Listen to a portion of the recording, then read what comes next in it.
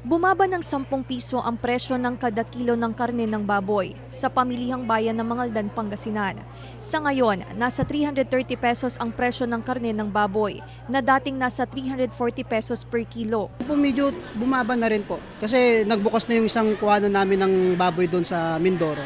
Di na pahirapan kasi nagkaroon na ulit ng stock dito sa Pangasinan ng baboy kaya medyo bumaba. Ikinatuwa ng mga consumer ang bawas presyo sa kada kilo ng karne ng baboy sa pamilihan. Para makatipid.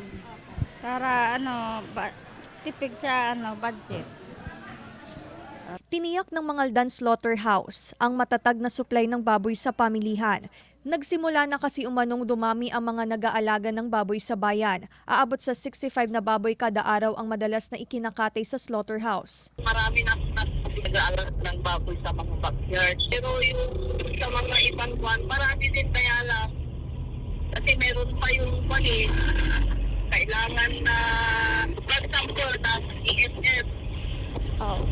Kaya yung mga pumapasok dito galing ng ibang